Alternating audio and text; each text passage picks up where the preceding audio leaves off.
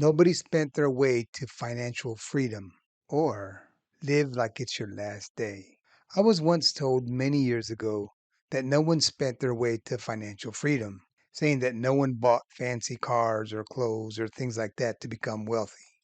I was also told many, many times, live like it's your last day. But which advice is best? Life is short, and what do you do if today isn't your last day? You want to have a future. I believe that we should do as much in life as we can. What does this have to do with silver and gold stacking? The way I look at it is if you like to spend money, this is a way to satisfy that need. You can buy something that holds value. You can buy other things like a nice dinner at a restaurant and spend 50 to $100. And in a few hours, all that money will be gone, kind of flushed down the toilet. Yeah, not a pretty picture, but hopefully, you get my point. There are other things that you can buy that hold their value. And yes, something as simple as a good hammer. And I did want to explain this. If you buy a cheap dollar store hammer, it might last you a few months or even just a few minutes, but then it's going to break. But if you spend the money on a good hammer, it'll last you your whole life.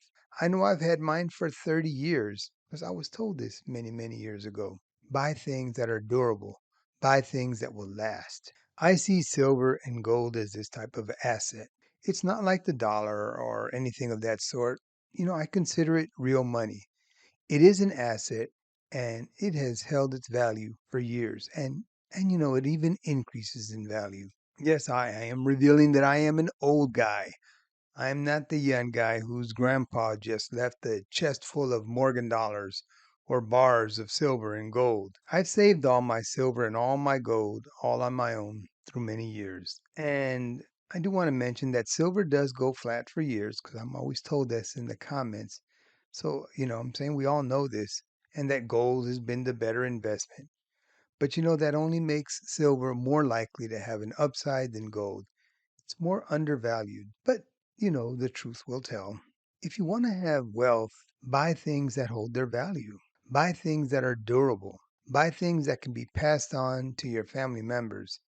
I've said this about silver, and now I'm going to say this about gold. This following statement that is, a 1 ounce American gold eagle sold for $460 in 1986. That's a 1 ounce for $460. Now it's about 5 times that much. The American gold eagles are now selling over $2,000 per ounce. Spot price back then in 1986 was about $400 an ounce.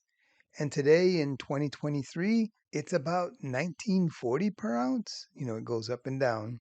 In 1986, I do want to mention this because I found this in my research. In 1986, the price of gold spiked just before the release of the American Gold Eagle bullion coins. The price of gold closed that year at $396, after trading at a high of $438. Yes, the release of the American Eagle actually affected the gold market. Now that's amazing. And yes, in case you didn't hear it in my last video, silver was selling for about $5 at spot when it first debuted, and the American Silver Eagle was selling for just $7.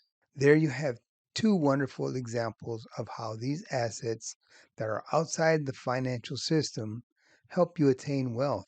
Buying the right thing can usually be a pretty big advantage. But what does all this mean? If you spend your money on an asset like silver or gold, you're not actually spending money. You're building your assets.